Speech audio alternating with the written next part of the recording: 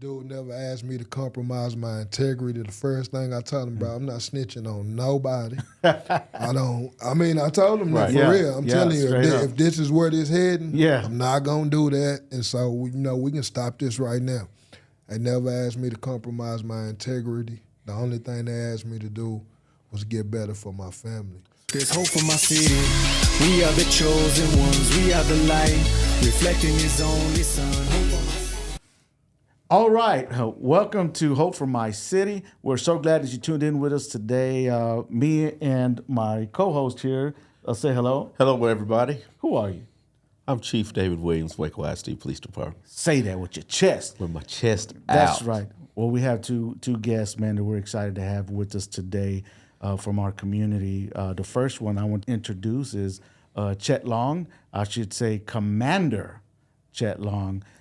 Tell them a little bit about who you are, man. So my name's Chet Long. I'm a commander at Waco Police Department. Been grateful, happy to work for the city for the last 17 years. Been all around the world and back with the police department, and just happy to be here to talk to you about the great things that are happening. Man, amen to that. Well, next to you, you want to explain who we have here? And then, of course, you can say hello, but give the introduction. I'm sure we'll get into it a little bit more as we progress, but this is my friend and my brother, Laron Hicks. Laron's got a testimony for all of us, I think, and I've been just grateful to be on his journey with him throughout. So it's been really, really, really a blessing to my life to be able to see his transformation. So, Laron? I'm Laron Hicks. It's really nothing amazing or different for me than a lot of people, just besides the intervention of God and good people, that God used to help me see and change. So, yes, sir. Well, we appreciate that those introductions there, and I've known these two for a little bit, and met Chet, Commander Long, a couple of years ago now. How long has it been?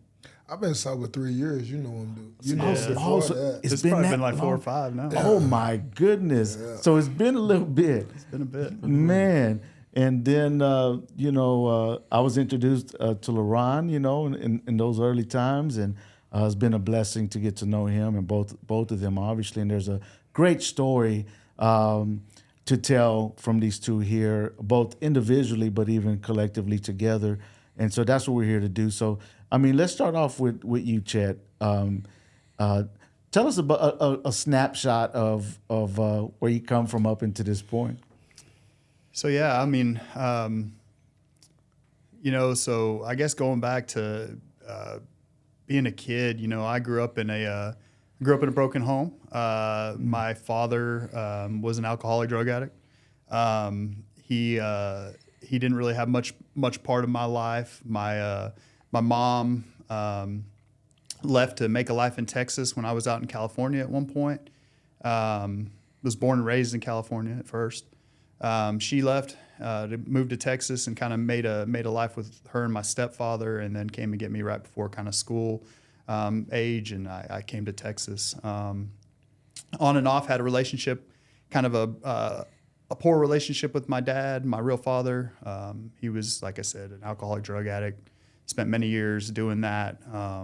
Sobered up when I was about 13, relapsed when I was about 21, ended up dying when I was about 26 from pretty much from his hard life. Growing up, grew up in a good home. Kind of came to a time when didn't have a lot of direction as a kid, and probably I make the jokes at the police department pretty often that I'm probably the furthest thing. If you look back when I was 16, 17, I was probably the furthest thing that you would have from a police officer. But didn't have any direction, so as a result, I went in the Marine Corps, leaving high school, and spent 8 years doing that. Deployed a few times, came home, was working at L3 Communications, and had a man, I just didn't feel like I was doing what I was called to do. What were you doing there specifically? I was working on P3 Orions. I was changing out wing planks on them. When I was in the Marines, I was a 53 crew chief and mechanic. So I'd done a lot of structure repairs and hydraulics work and things like that in the Marine Corps. And coming home, it was a quick way to make money. I was getting paid real well out there. I was young, making great money, and realized that, hey, it just wasn't for me.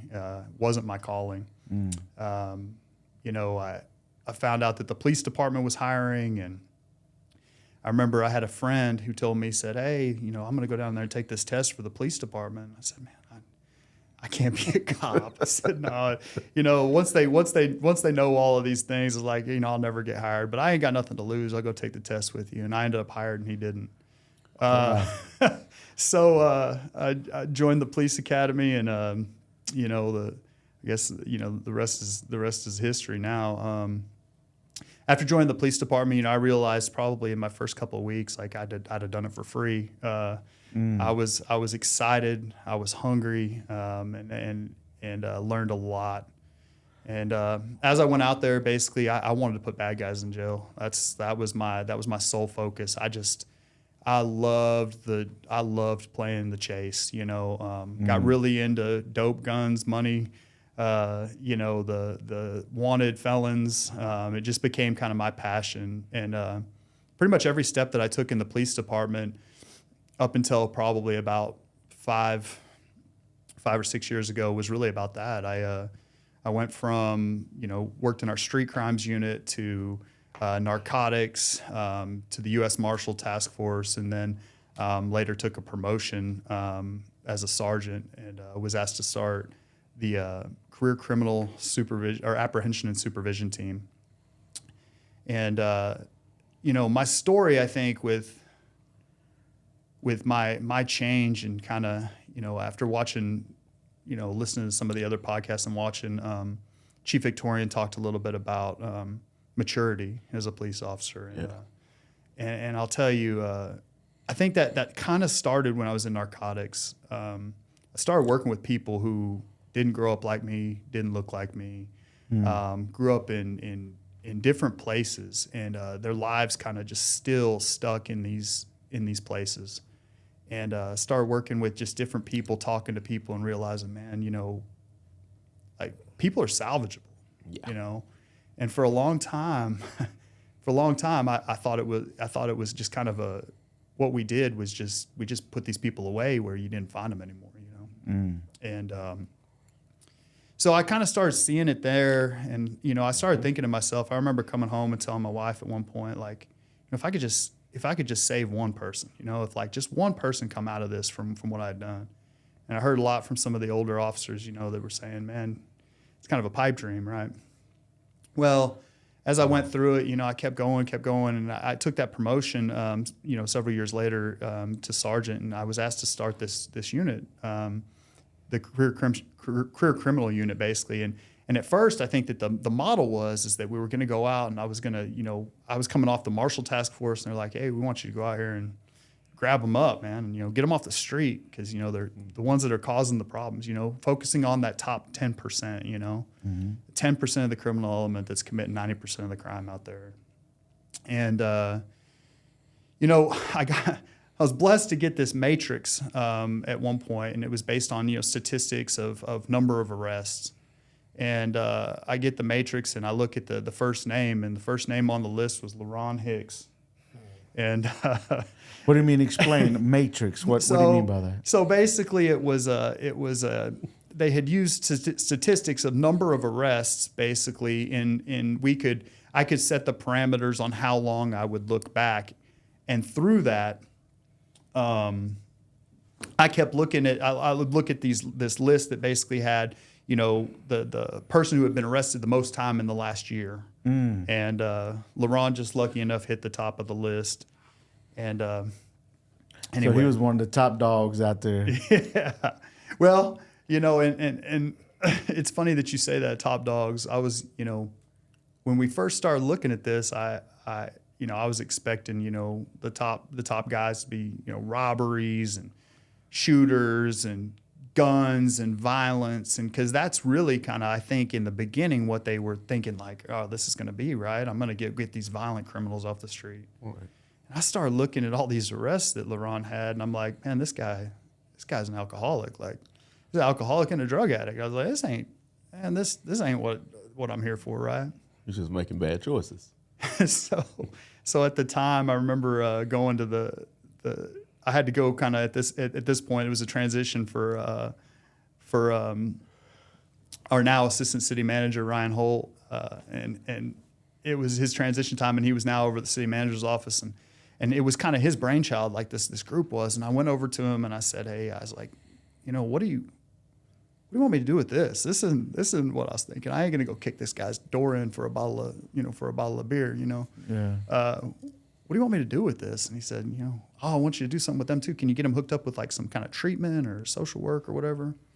Well, I got this group. I got these officers. They're hungry. They're new. They're young, and they're all SWAT team members and this and that. And I was at the time I was a SWAT team leader. And I told them, I said, hey, we're gonna try to go get this guy some help. And they kind of looked at me sideways, like, what? So I had one of them. I had him kind of start trying to reach out, go over to his house, and leave business cards and this and that. And, wait, hold on. Let's not go over that so quickly. So you're explaining to as a SWAT team leader, right? Yeah. To the SWAT team that instead of going and kicking down doors and doing all that stuff, you're going to go and knock on a door and try to talk about some treatment, right? Yeah. So continue, but I want you got to share your side of that. But go ahead. So man, these hungry young officers, man, they're like looking at me crazy, like, and I'm like, man, I don't know the first thing about treatment, social work, any of that. I'm like, man, I'm lost. Like, I catch bad guys. That's what I do, and that's what I want to do.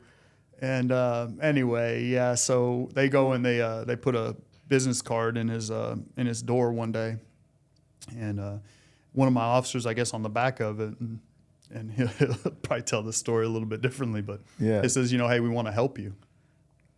And on the front of it, it says basically CCAS, which is the acronym for Career Criminal Apprehension Supervision Team and / SWAT, right? Yeah. For these officers, and leaves it in his door. And hold up. Okay, so are you ready to SWAT? So hold on.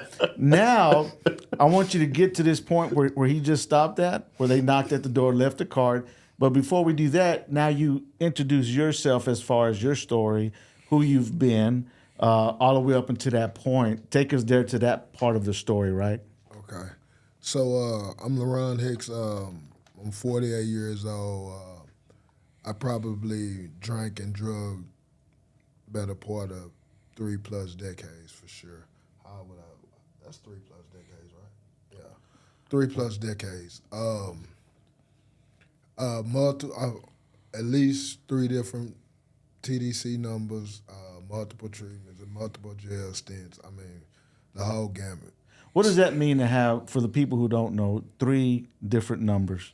That means I've been processed in the TDC on 3 different charges, at least. You know what I mean? So I've had 3 different sentences. So I've been to TDC 3 different, not revoked or any of that. 3 different sentences. Okay. So in other words, you're saying you've been to prison 3 times. I've been to prison more than 3 times. How many times you been in prison? I mean, it consider. I mean, state jail, all of that. All you know of what I that, mean? yeah. So man, probably we'll just say in custody of the state, at least 5 times. Okay. At least 5 times. Okay. Didn't mean to interrupt, but No, you're good. Keep going. Keep going. We're just talking, bro. Yeah. Keep going with your story. So, at that point, I was a super alcoholic. I mean, I was going to work every day, but every day that I was getting off, I was going, drinking, drugging. And so my day would consist of getting off work, and I started out with Bud Ice, some 40s. And before you know it, I couldn't drive. I I had already gotten my third DWI by that time. I've got 3 DWIs now, but I had gotten my third DWI. So I lived on 27th, ironically, right around the corner from the police station. So I was kind of trapped in a paradox. I was stores on my right. What is that? MacArthur? What street is that? Yeah. MacArthur. MacArthur. So all the way to 25th and you know, all the stores I was really barred from all of them. You know. Okay. Okay. Without having to go into crazy detail, tell us why were you barred from all of those? Because I was a belligerent butthole, you know what I mean? Drunk, you know. Man, I used to do a lot of walking with my dog, man, Choo Choo, and she would bite, and me and Choo Choo was in the store. I mean, man, it was just crazy. I was really, like, literally out of my mind. Chet knows, I mean, they've had to take my dog home several times for me to kind of get me to go ahead and go to jail because, I mean, I was... I give a little bit of context is that, so the year, whenever I was telling you about that Matrix, that year from, I think it was basically 2019 back to 2018. And in that year, Laron had been basically arrested by our department 31 times in a single year. Wow. Yeah, and the better part of them were for criminal trespassing and public intoxication because of like what he was talking about, going to the stores that he was barred from, being he said butthole man, when I tell you that Laron was famous in our police department, I mean he was famous, and not for a good way, right. But he was famous. People knew Laron, and they still know his name today. Okay, continue, bro. So also to what he didn't say. So I'm going to jail all these times, but this is when the pandemic is at. So this is when the pandemic is happening. So I'm getting released like on a regular, you know, go to jail. Well, we're not going to keep you for this PI. Let him out the next morning when he, so, I mean, that's how this cycle was working. Every pretty much drug den, but the South Side was my favorite to go and get high, you know. That's just what I did, you know. After the alcohol didn't work, I would go and get high. End up getting arrested for probably PI, but it's been a couple of small drug possessions. You know, I mean, it was just, I was caught up, but to fast forward the tape. So they put that card in my door. And the day, if you don't mind me asking, if you're able to answer, I can answer anything. what was your choice of drug? Man, meth, crack, I mean, any upper. I never done downers, but any uppers. Cocaine, crack, meth. Okay. In the end, it was meth, man. I think I was about to lose my mind, but crack and meth mostly. Okay. Yeah. Okay, thank you for asking. No problem. Go ahead. So the day before, I ain't gonna say his name, Adam. They came to my door and they knocked, man, and I had a little bitty peep in my bedroom. You know, I could see the front, and man, I was tripping off meth, and I seen that police car. I seen that police car, man. It's just like on one of the movies where you say, "Just be still, and they won't see me." And they knocked, and it seemed like for forever. And I think the only thing that really got them to go was Choo Choo. Choo Choo was going crazy in there. What kind of dog is Choo Choo, by the way? Choo Choo's a pit. It's a big old pit. A big old one of them heads, you know. Yeah. So she was going crazy. You got to send us a picture of Choo Choo. That way we can, when we do this. She probably in my phone somewhere, I'm sure. Okay. That was my girl, man. We used to do a lot of treks. You know what I mean? From north side to south side. She done been in every crack house. I mean, that's my girl. She was with me. Yeah, for real. In the stores, like I said, everything, bro. It was my girl. It was my road dog. But so they left that day and they left that note. And I probably stayed frozen like a mannequin, sweating for at least an hour and a half. I was like, they coming back. Oh, after they left? Yeah, they left. They're trying to bait you out the door. Yeah. And I was like, I ain't falling for that. So I checked my back door. Man, long story short, I went in the car and it said SWAT. And I said SWAT team. And I said, dang, man, they about to kick my door in. What have I done? Because I was at blackout stage at that point, man. Yeah. I was really an alcoholic.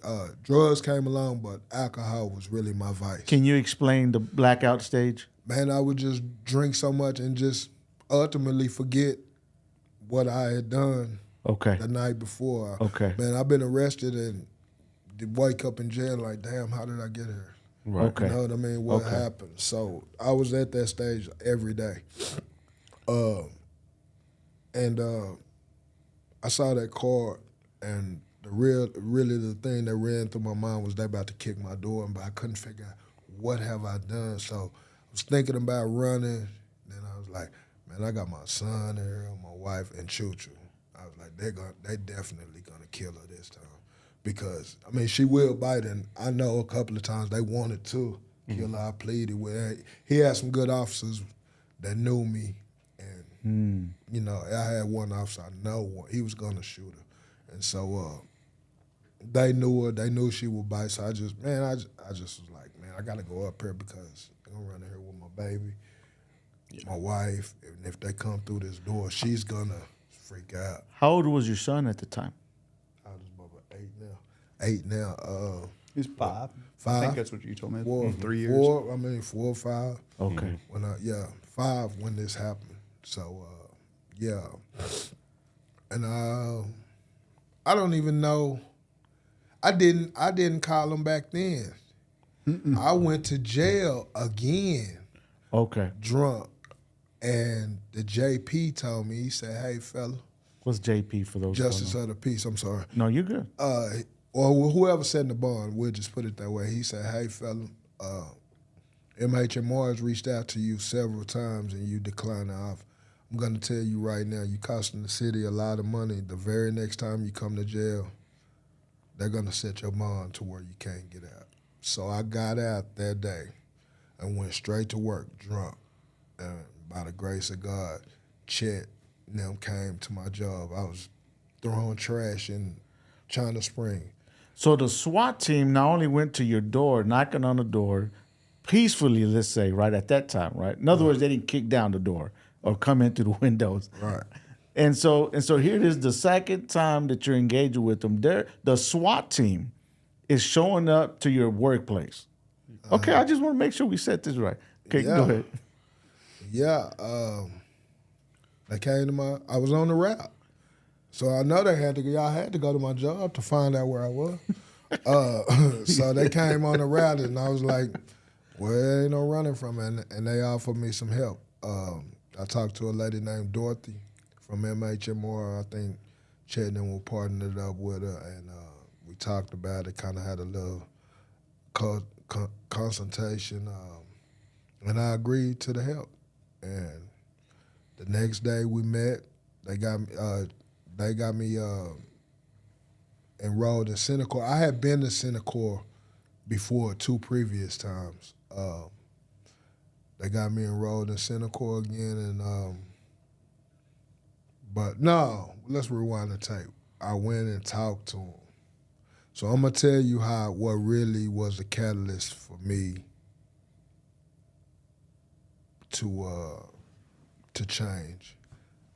I didn't think I had no plans. I just knew it was over with my 3rd DWI. I just knew it was over.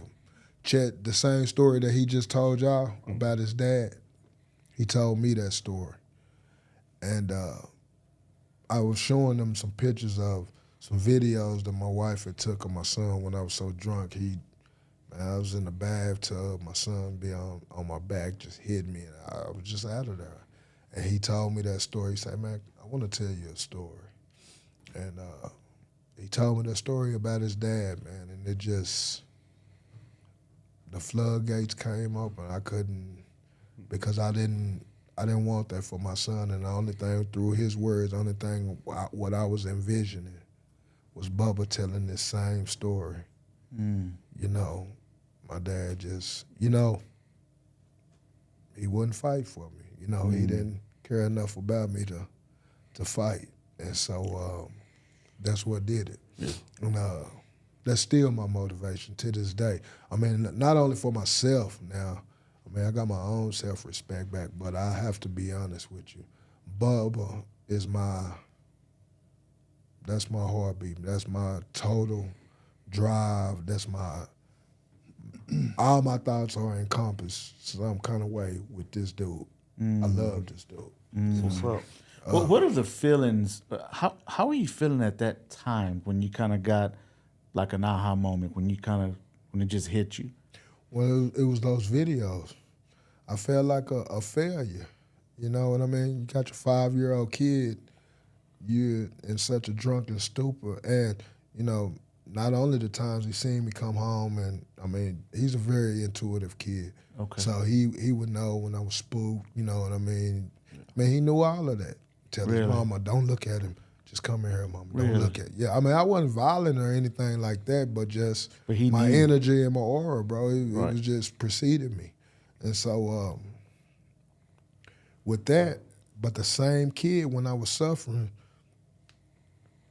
his mom would go sleep in another room or something. When I was tripping, the same kid would come in there and he'd tell me, Daddy, it's going to be okay. I'll lay down with you. Really? Pat me on the back. Yeah, bro. Makes me I have the most awesome son in the world. I mean, he never really gave up on me. And I was looking at those videos, and I was already, you know, but when he told me that story, man, I just said, I'm going to fight. You know, I'm going to fight. I'm going to fight. That's what's up. And that's what happened. That's what's up. There was no guarantees. There was no promises. The only thing that I had was Chet telling me, man, if you do your best, you know, you can write the end of your story no matter what the consequence is. Right. You have an opportunity to write the last chapter in your story. It doesn't have to be this. And he just told me, he said, man, you do it, I'll advocate for you as best I can based on the work that you put in, and this dude didn't lie. I mean, above and beyond, you know. So I'm gonna ask you that one more time. What'd you say? What he didn't do what? Yeah. You said the dude didn't do what? He didn't lie. He didn't lie. He didn't lie. Okay. He didn't lie. That's what I'm talking about. I mean, he didn't lie. He kept his word. He went above his word, man. This dude got me enrolled in a pure class, bought me a computer, man. It's just countless. But the main thing that he done, what really, I graduated from Center Corps. Okay. And I went to, what is that, Christian Tree Farm? What is the name of that? Yeah. Christian Tree Farm.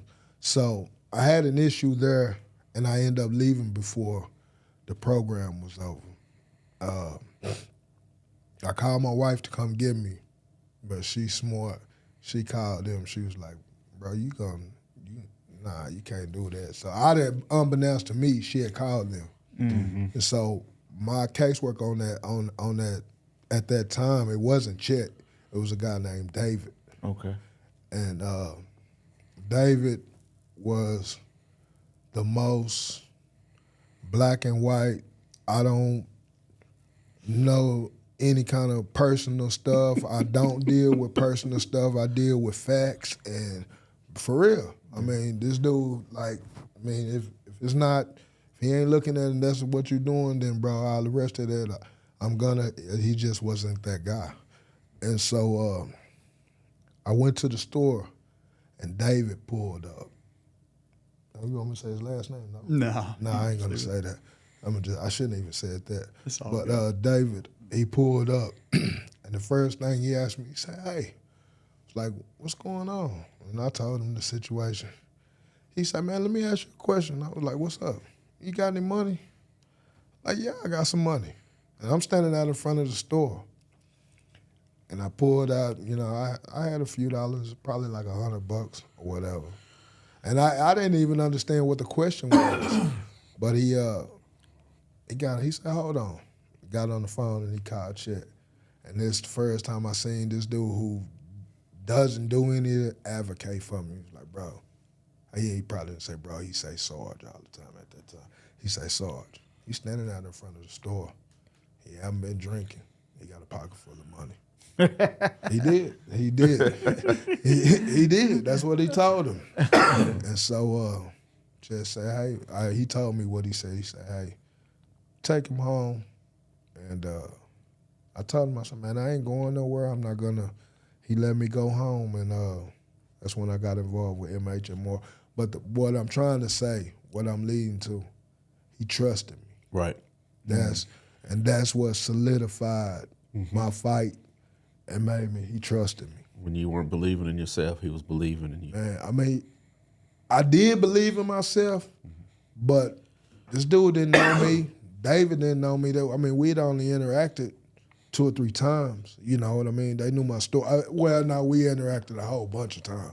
I'm just talking about the when I positive was sober, interactions. when I was sober or hadn't been drinking. And so when he made that phone call for me, he, number one, was advocating for me, and he made the call to trust me. Go ahead and take him home. I was missing Bubba, and I told him, I said, I ain't gonna do nothing. That's what's up, man. And they trusted me from that point on, and I told Chet from there, I said, bro, one thing I ain't gonna do, this program new, and I'm the first one, but I promise you, I'm gonna make this program shine like new money.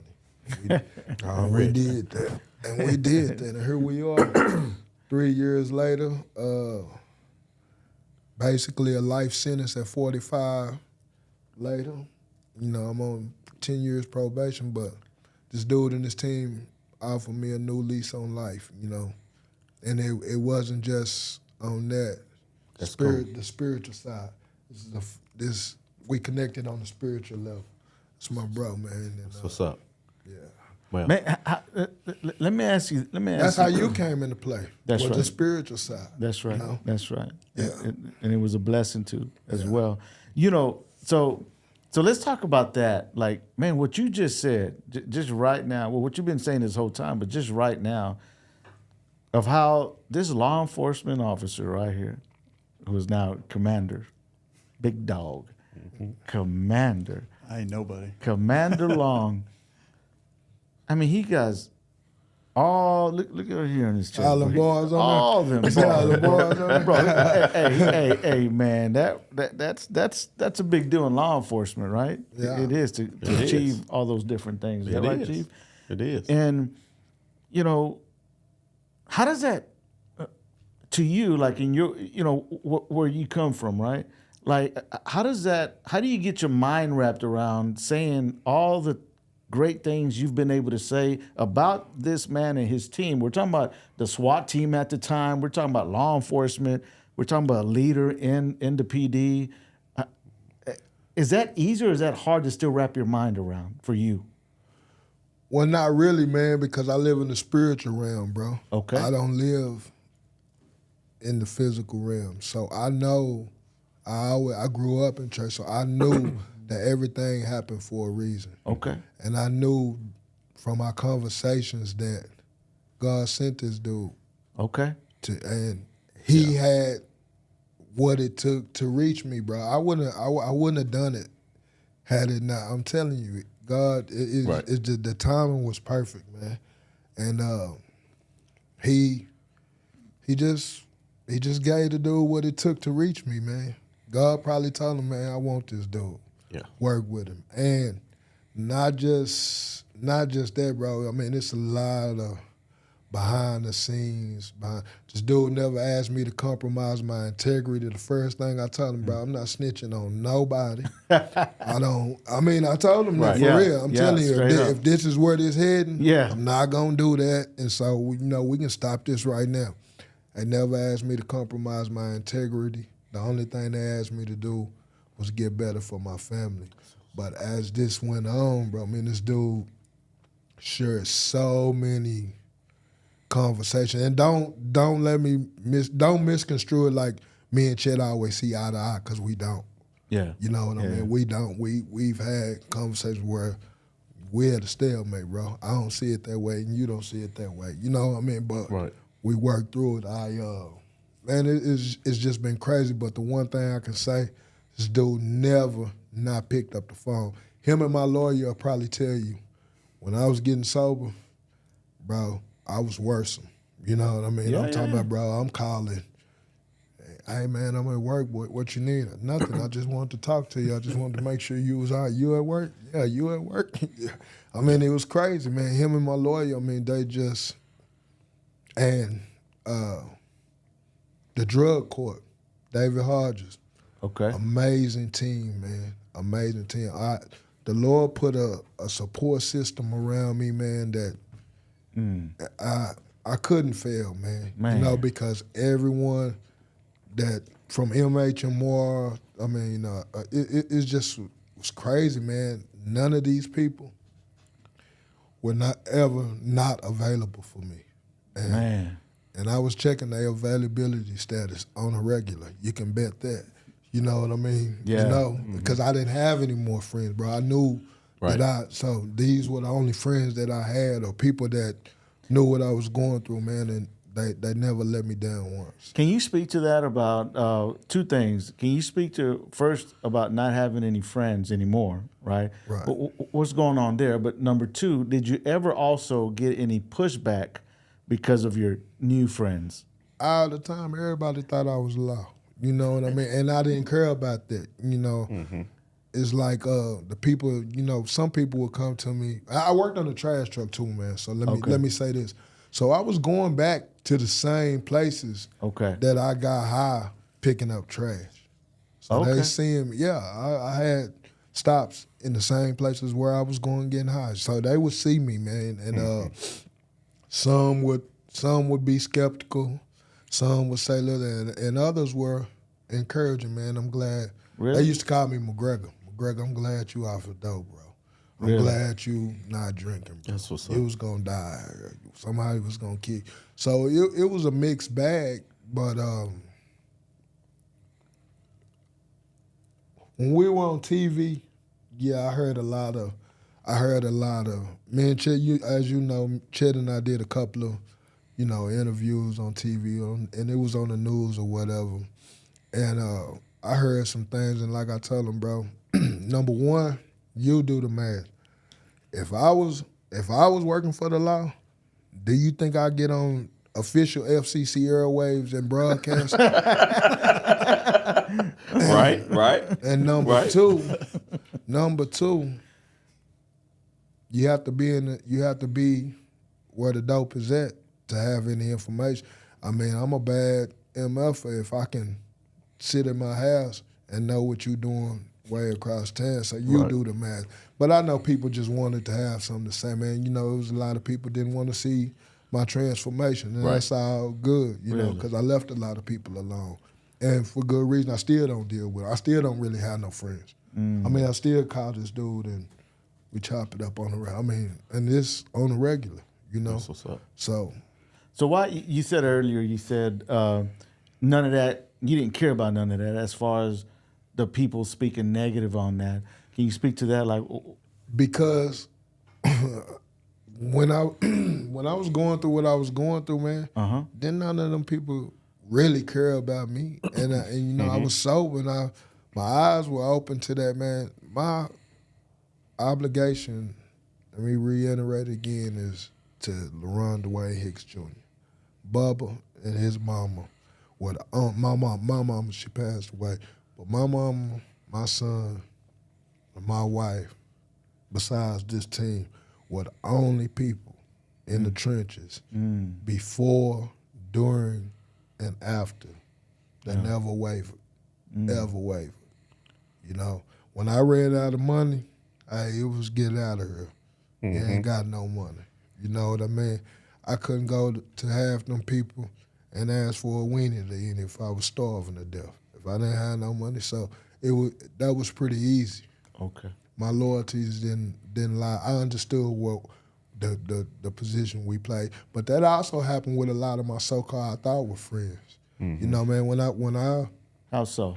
when I changed, you know, a lot of my friends, they felt like they were better than me, and so they had me in a box, or they felt like I was in a box and they were above me. So when I started evolving, man, you know, they felt threatened by that. You know what I mean? And now I look back on it, I'm sure a lot of my close friends, they probably already recognized my potential or what I could be, and they never wanted me to achieve that. So it was easy to ply me or help me get high, get drunk or whatever, because I was manageable then.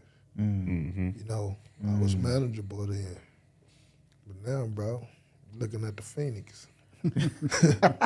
Yeah, for real. That's what it Man, is. I think we need some hand claps. You know what I'm saying? Little hand claps going on there, man. That's a big deal. All right, so what is celebrated is repeated, right? And so, man, we celebrate, you know, you and what you guys got going on, which I've done up until this point. Man, that's a beautiful thing to be able to hear about. Yes. Man, before it slipped my mind, G, you play an intricate part in this, man. Do you know that I still use that Christmas tree? My wife loves that Christmas tree. You know, okay. Yeah. One Christmas, G called me and he was like, I mean, me and G wasn't doing a whole lot of hanging around. We would talk on the regular, you know what I mean, here and there. I ain't gonna say on the regular, but we would talk here and there. But he asked me one year, he was like, hey man, I got a Christmas tree. Y'all need a Christmas tree. I told my wife, I was like, yeah, we need a Christmas tree. Do we need one? She was like, yeah. And tree already had lights on it, man. Chet, you seen that tree when y'all brought them clouds up. So I didn't know about that. That's awesome. Yeah, G gave me that That's tree. awesome. Yeah, and she loves that tree, man. We've moved and everything, man. We still have that tree. So that I'm a milestone. I ain't a milestone. I'm a action that have sentiment, things that resonate with me, that I keep with me. And you giving us that tree that year and my wife's reaction to that tree and how she felt, that meant a lot to me. You know what I mean? Yeah. So, you know, I took that as God working through you. You know what I mean? For us to have a good Christmas, and I didn't drink that Christmas. Man, praise God. Yeah. Man, but that's a blessing, man. It's baby steps. Yeah. And thank you for reminding me about that. Yeah. That was a blessing to be able to be a part of that and do that, you know. So glad that blessed you guys. You know, this is hope for our city. Mm-hmm. We're right here in Waco, Texas.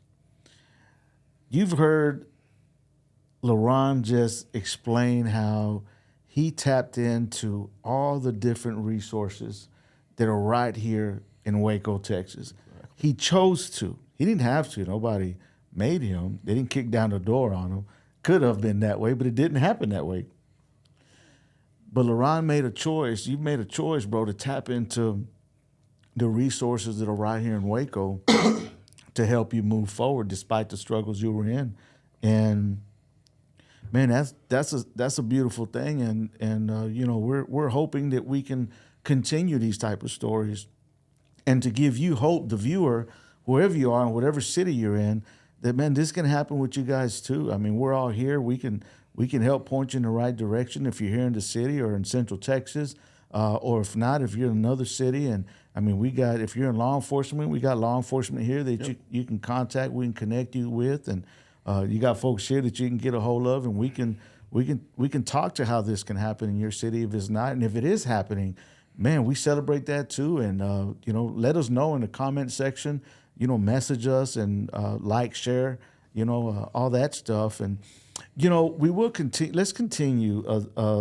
You know, back to you, Chet. Thank you so much. Can I just say one more thing, and then I'm gonna be quiet? No, of course you ain't gotta be quiet. Go ahead. With my story, what really kept me motivated, man, is when I realized, man, these people really wanted me to win, and they still want people to win. It's not a gimmick. It wasn't about numbers. It wasn't about that. And they showed that. I'm saying from Chet, them, at that time, the CCAS is disbanded, but to the drug court, Judge Vicker, all of them people, they really want you to win. And the resources are there not for numbers, not for grants. Yes. It's for real. Man, say that, bro. It's for real. That's it's what's for up. real. Man, that's what's up, man. That's what people need to hear. And, you know? There has to be that understanding that, you know, yeah, the police comes to the house when there's an issue. And usually how that issue is resolved is, someone normally goes to jail.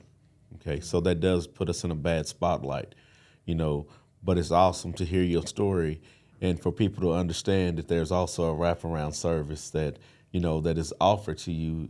So if you choose to want to do better, where are your resources to help you do better? Because we're human just as you are, and we understand. We're not robots. We're not rigid like robots. It may seem that we are, but we are not rigid as a robot. And we are human, just like everyone else is, and we understand that good people make bad choices. And and we do everything that we can to recognize that and try to, prevent those bad choices. The thing is like Commander Long and I, we have this thing that's in common. He's out and he's working with the adults trying to help them do better and let them know that there are better choices. Just as I'm working with the juveniles, letting them know, hey, you can do better, there are better choices. And so, that's something that I've really admired about him, and I've watched him grow over the past 5 years. I've watched him grow, and and me watching him grow has really drawn me closer to him, and I see the work that God is doing in him, and I see the work that he's doing for the community, and I really enjoy that. I really enjoy that. I think over the past 5 years, you've probably been in 4 different divisions, 3 or 4. 3. Yeah. Mm-hmm. And so what God has done is he's taken you and he's given you a little bit, and he's preparing you for the greatness. And look here what happens. That's right. He took you and gave you a little bit of everything that you needed to be able to be that support, to be able to show, hey, this is what we can do if you allow us. And I'm appreciative of your obedience, you being obedient. I'm so grateful that you were, because of your obedience, this young man here today is able to share a story with us. And through his story, he's going to be able to help bridge that gap, and now that hope for the city, it's here. It's right here. Here's the testimony. Yeah. It's right here. It's right here. So, everyone is getting that opportunity to see for themselves. And it's not just secondhand information. Come on now. You're seeing yourself. There is hope for our city. Here it is right here. Here it is. These 2 men right here, they did something that was so amazing. So amazing because of both of you being obedient to the Spirit. There you go. There you go. And if you let them tell it, they're going to say that this can't never happen. Right. You guys are the enemy. Y'all are ops. That's it. We the ops. So listen, we all know that the Bible says that he will make your enemies your footstool, but I put a different spin on it. He took my enemies and made them my allies and my support. That's the way I see that. Yeah, straight up. Because I didn't mess with no laws, that. Oh, yeah. But, G didn't either. Yeah, but, here they are, so, yeah. All things are possible, man. Yeah. And this is proof right here. Right. Like I said, if we let some folks out there tell it that this is not happening. In fact, if you let some folks tell it, they're gonna say the opposite of any of this. But we have a platform where we can disprove. We can give another part of that and say, here's what's happening. It's not popular, unfortunately. No one's going to take this and put this everywhere, unfortunately. But hopefully we can do that here, and hopefully you watching, you can help make us share this good news to your people that and your influences and the folks in your community, wherever you're at, because it's happening. What is celebrated is repeated. Let's continue to celebrate this because we want it repeated. It makes a difference in our city and our community, because when the kids see this, his son, my nephews, my cousins, same thing for y'all. When they see us coming together, it hit different. You understand? It really because does. They're not just seeing law enforcement kick down the doors. It happens, right? But they're not just seeing that. They also see law enforcement come knocking on the door, leaving a card. They also see law enforcement come and helping their dad to get into a better place and situation overall. That's what the aim is. That's what we want to happen. And it's happening right here. And it's not all about trying to get popular or numbers, like you were saying earlier. But it's about just doing the right thing. And so this is what you're witnessing, the right thing being done. Are things perfect? No. They ain't done perfect in your family. Right. If you're looking for something negative, you're going to find it because it's a broken planet. If you're going to say, yeah, but, get them big old butts out the way, because they ain't no yeah, but. Right. This is what we need to celebrate, right? It's a big deal. Well, what about all the other well, we ain't talking about everybody else. We're talking about what's going on right here. Right. This is worth celebrating, right? Is there other stuff that gets funky at times? Yes. But it happens in your family. It happens if you're in the church. There's always something to talk about. I always like to say, if you're a part of something perfect, don't join it because you're going to mess it up. Right? Yeah. Because it makes sense. So where we come from, Laron, everybody likes to say, we ain't perfect. Right. Well, let's use that same energy. They ain't perfect either. Right? They just like us. Right? Just because they may have a uniform, bro, you wear a uniform at times at work or have, right? Yeah. We all got to wear, when our kids wear uniforms at school. Right. That don't make who they are. What they wear doesn't determine who they are, right? It's all in the heart. And these are folks that are like-minded and they're doing the right thing. So, yeah, thank you guys for doing that. Commander, could you talk about some history, the history of policing, right? How does what we're witnessing, speak to history, right? Or can you tie in any of that with what we're experiencing here? Man, I think or haven't experienced before up until this point, whatever. Yeah, and I don't want to steal anybody's thunder. I watched a couple of the other podcasts, and I think it's interesting. If you go all the way back to the Pelian principles of what law enforcement is supposed to be, right? And and I heard Chief Victorian plug Sir Robert Peel at one point, and talking about, when he did the principles like of what law enforcement should look like, what professional policing should look like. He was heavily focused on, that basically the police are the people, right? And that the police are part of the community, and then the community are part of the police. And what that looked like back then was that we were a partnership, and I think, as policing progressed, the different eras of policing, throughout, there was a very political push towards the police at one point where basically, we did what the politicians wanted us to do. Basically, depending on what the politicians wanted, that was what it was. So when you think about, policing coming in and kind of starting in really before the abolishment of slavery, even. And you think about it, you start looking at, the departments that were coming up and some of our history coming from things like slave patrols and things like night watch. And night watch, back then was kind of a thing where, they were pulling people who were in Laron's position at the time, the guys that we picked up for drunk and disorderly or whatever, they would basically then have to serve it's not slave patrol, but serve night watch. So they'd be out on night watch, and you have the guy you're putting out there, and he's just as drunk as the guy he's trying to handle, and really? there was no professionalism to it, and I think that was the call for bringing professionalism to our to the work that we do, and moving forward, I think being real, I think there are some things like we as a profession have to own too. We have to own our past. There's plenty of pictures out there of people who were heavily involved in the civil rights movement, who were getting fire hoses shot at them by law enforcement and dogs and all these things that I think we have to own some of that past. We're only what, maybe 2 generations from that, from the civil rights movement. Maybe some people won, and they remember, and I think that's part of it. Is really being out there and as Robert Peel said,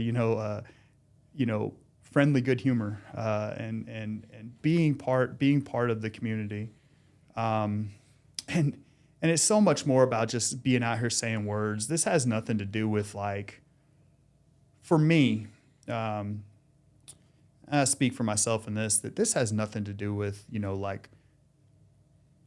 trying to overall like change a perception. For me, this is more about, this is what God calls me to do. I used to thrive on the numbers of people that I could put in jail, the amounts of dope that I could put on the table, the number of guns that I could get off the street. Yep. And, today, I could care less. Worked hard for that photo op. Hey, here's let's be honest. Now as a commander of I've got 3 supervisors and 20 patrol officers out on the street that are working every night, and I encourage that. I encourage them to go out and get the guns, get the drugs, and because it needs to happen. We got to get that stuff off the street. We got to put people in jail at times, but it's looking past that. It's looking beyond that and thinking like, man, if I could just save that one person, and really, I think that's really what it's about. Through Laron's deal, and I'll say this, I think through Laron's deal, one thing I kind of want to go back and touch on is one thing that he said. He was talking about the story that I told. Whenever I look back, we're not that different. Like you were just mentioning, we sometimes Laron's wearing a uniform at times. I wear a uniform. Chief Williams wears a uniform. And really, just because I wear this uniform every day doesn't mean that I'm that I grew up a certain way or that I had certain privileges or anything like that. I had a young kid one time. I was taking him out to county jail, and he said, "Man, how would you know you grew up with a silver spoon in your mouth?" And I looked at him and I said, "Man, how do you know that? Like, what do you consider a silver spoon?" "Well, you didn't grow up the way I grew up." And I said, "Well, that may be true, but man, I sure didn't see any silver spoons." My dad was a machinist. My mom stayed at home. My stepdad. But the story I shared with Laron and to kind of fill in that gap is that when my real father, I think I would say from the time I was 3 to probably the time I was about 22, I probably saw him, I would say 15 times total. And a lot of those times were after I had went in the Marines. I had started reaching out to him, and we had a pretty. He basically relapsed, and we had a pretty bad split after that, where he had made some pretty poor choices at the time. And when he passed away, my stepsister, had called me at the time, and she said, "Hey, got some bad news." And I finished her sentence. I was like, "My dad's dead." And she says, "Yeah." I said, "Well, it's not really a surprise." I guess, and I kind of hung up the phone, and I was pretty cold and jaded to that whole scenario, and I remember at first I wasn't even going to go to the funeral. I was like, man, there's no reason. I was on at the police department. I was 26 years old. I said, man, I hadn't talked to him in 3 years at this point. I hadn't even spoke to him. Didn't really care to. And I look back and think about that, and I ended up going to the funeral and had a lot of people tell me, this is the way you should feel. He's still a good man. And at the time, like I didn't really have Christ in my life either, and and I just didn't think much about it. And there's some regret there, I think. Like I wish that I could have been a light for him, been positive for him, and stepped out there in a different way. But at the time, I was hard to that. And so really with Laron, I think, I think what really is good is that, and I think the most important thing here, and you said it a little while ago, but you talked about, can't remember your exact words, but there's the snowball effect, right? And I think my testimony, my small testimony, I had, if that was the worst thing that happened in my life, there are people that have got a lot heavier stuff than that, right? And if that little bit of testimony helps Laron, and his testimony helps somebody else, and it helps somebody else and somebody else, that snowball effect, that we just, man, that's the hope, right? That's where we come from, is if we can snowball that, we can take that out, and we can basically, it's beauty in ashes, man. Yeah. Just, man, he said he's the phoenix, right? Like, he's absolutely right. Like, man, it's the beauty in the ashes, right? Is that there's more, there's some powerful testimonies out there. There's a lot that people can spread. Gabe, you and I talked about it this afternoon. I remember we were talking about, when we were on the phone, we were talking about, like, I was with my men's group last night. We were talking about, instructing and, like, what that looks like, and how, well, I'm not as well versed of scripture as you, or, maybe I don't have all of the theological knowledge that a lot of people who are well studied have, that have degrees in theology, that have been to seminary, but what I do have is I have Christ, and I know that I know when to listen, and I know when to be obedient, and if that little testimony can help somebody, that's where we get. It's just a beautiful thing. I don't know. I never thought. I told a lot of people. I mean, it was a hard fight for Laron. There was a time when, and I'll be honest, and I don't know that I've ever even kind of shared this with him, but I'll be honest. I mean, there was a time when I was like, man, this dude's going to prison. Like, there's nothing I can do. I mean, I was talking it. I was out there. I was like, man, we're here. I mean, because he was on a habitual at the time. He's 25 to life. Like, he has no choice. And they're talking about, hey, we'll give you 40. Like whoa.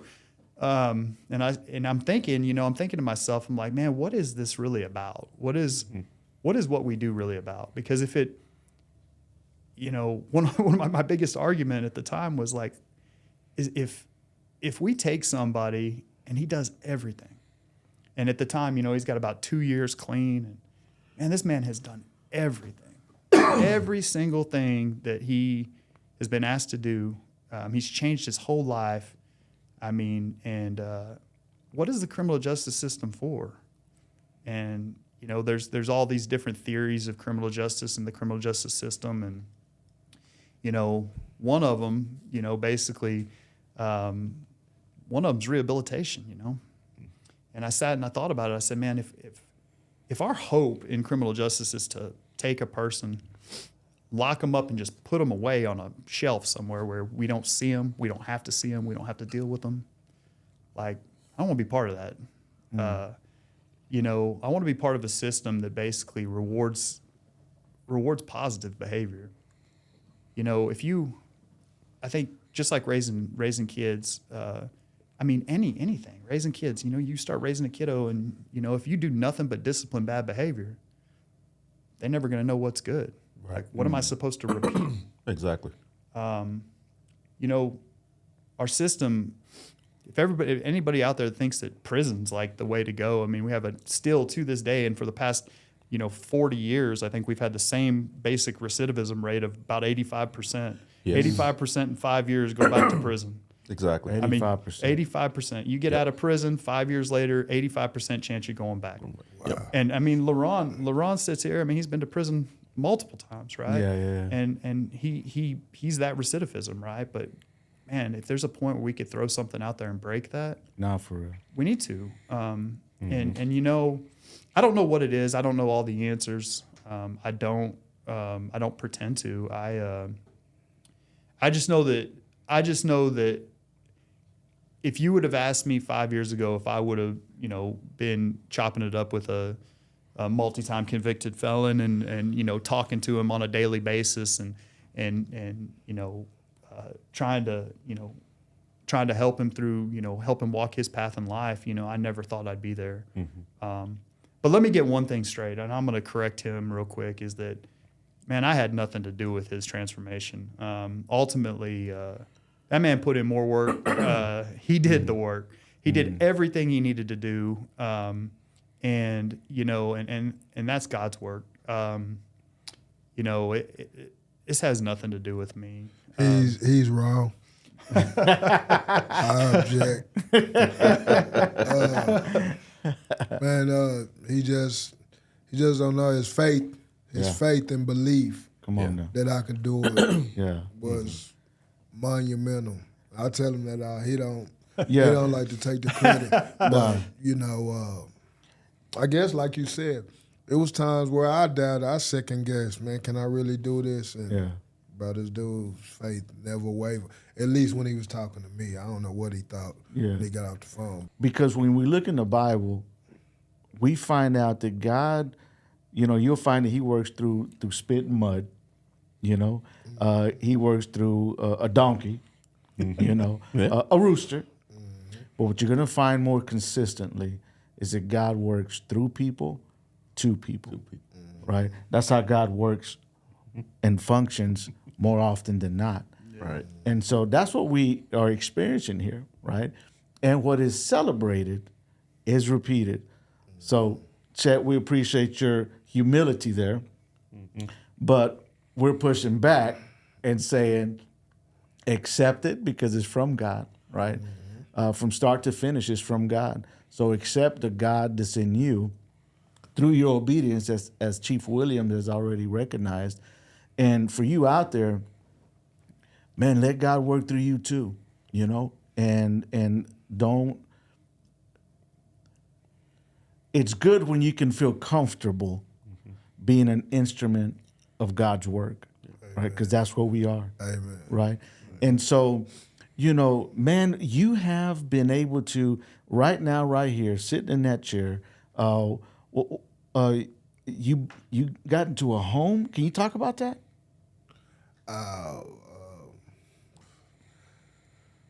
The cup runneth over, man, and I was never homeless. At this point, I have been homeless. Don't let me. But I was able to get a new home. My mom passed, and I was able to keep my son in the same school. My hometown, McGregor, actually. Okay. We just bought a new home there. Not a new home, but a new home to us. Kept my son in the same school district with all his friends. It's an upgrade from where we were living. I mean, I wasn't living in a shack or nothing, but it's bigger, more space. I mean, it's just a blessing. It's something that you can call your own. It is. Wow. Definitely. Man, what a blessing that is. Yes. Man, you own your own home. Man, and you got your family intact. And you're back at the place that you started from, and you're at a great place. What a beautiful place to be in. Shout out to everybody out there in McGregor, man. I believe they're McGregor Bulldogs. I didn't want to say it wrong. I didn't want nobody waiting for me in the parking lot somewhere. But shout out to McGregor, Rocket Credit Union over there. I know them folks over there, great people, and all the other folks out there. No, I mean, I'd just like to share as well that, man, I want people to know that, like, that police, I mean, we put our pants on the same way. Everybody, I think with a lot of the sentiment that we see today is just that people are more and more afraid of what we do. The media has a real good they do a real good job of I think blowing up the things that are happening so little, and not blowing up the things like this that are happening every day in every community. Yeah. There's hundreds of Laron stories. There's thousands, hundreds of thousands probably. Yeah. We make mistakes. There are mistakes to be made. There's accountability to be had in our profession. Right. And that accountability needs to happen. But at the same time, I think that if we keep pushing this negative sentiment about what we do, these stories right here get covered up. And I would ask that people open their minds to us and yeah, man. And you know, and understand that man, this is what we want to do. Right. I want to help people.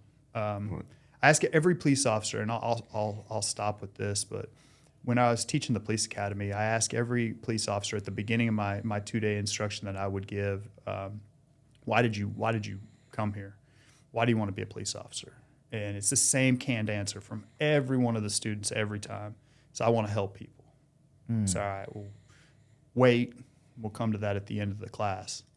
And then I'll go back and I'll basically ask them at the end of class, like, I want you to all like reflect on that 5-6 years from now, because 5-6 years from now you're gonna be cynical.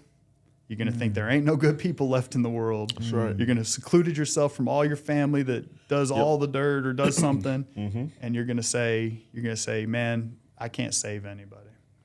But what does help people look like? And this is it. I mean, this is what we do, and this is what we should be doing. And I'm here to tell you, this is where I'm at. That's what I'm gonna do. So I'm gonna keep going. All right. Man, Chief, can you talk about that? Like, you don't forget where you come from. Oh no, right? Not and so at that all. helps you in policing. Yes, it does. Right? And as a chief, you get to lead with that in mind. Yes. As a commander, he gets to lead with that in mind. Yes. You know, Commander Long.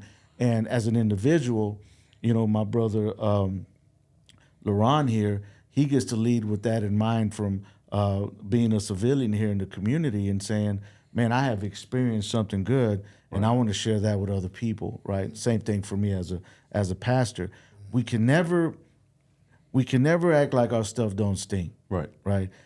Even in the church, as a pastor, I can't forget what it's like to be the way I was before I got serious with my relationship with God, right? So I don't think I'm better than nobody, right? I remember what it's like to be a drug addict. I remember what it's like to be in the penitentiary. I remember what it's like to be on Waco's Most Wanted. I remember, you know, all that stuff, right?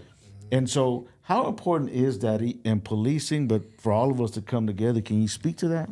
Well, just in life itself, general, you know, it's a huge thing that you have to be able to understand, you know, where you came from, and your story may be what this other person needs to hear to help them, and their story may be what you need to help you. So, I mean, it's very important for us not to forget where we came from, because we weren't all where we are now. You know, we're all sinners, okay? And so we do the best that we can to not sin, you know, and we've made those bad choices. We all have. We've all made those bad choices. But I think if we can reflect on the things that we did, you know, in the past, and, you know, what led us to where we are right now, and share that with other people, it'll prevent a lot of people from making those same mistakes that we made, you know? Man, you know, and that's what we talked about, Gabe. You know, like, you know, at church Sunday, and I'll share this with you as well, you know, at church on Sunday, we had a sermon, and it was about humility. And, you know, and in 2 Corinthians, you know, we were going through 2 Corinthians, it's chapter 11, verse 30, I think. And, you know, what it said was, if I may boast, I'll boast in my weakness. And because the Lord knows I'm not lying. Right. And, you know, I think that speaks directly to what you're saying, what y'all are talking about, is that, you know, we as people, I mean, we're broken. And we need to expel, you know, we need to talk about that brokenness, and we don't need to focus on, oh, well, I'm a police officer, you know, I got all this, and, you know, well, yeah, you know what I mean? I take this off, and there's a lot of dirt too, you know. Yes. Maybe not to the extent of like going to jail or, you know, committing crimes and things like that, but well, there are police officers that do that. But you know, there's brokenness. There's human brokenness. That's right. So. Yeah. So don't forget that, man.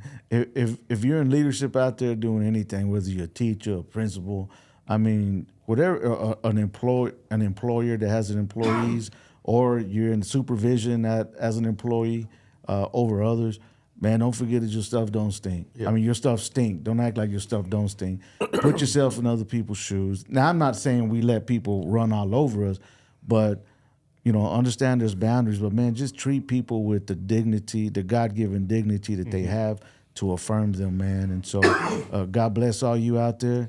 Hey, the Bible says in one of the Beatitudes, the where Jesus is has his famous Sermon on the Mount. He says, "Blessed are those who are peacemakers, for they will be called the children of God." And that's why we're here. Amen. We want to be blessed. We want to be peacemakers. Forget what you heard. It's what we're doing. This is what it is. God bless you. We'll see you next time.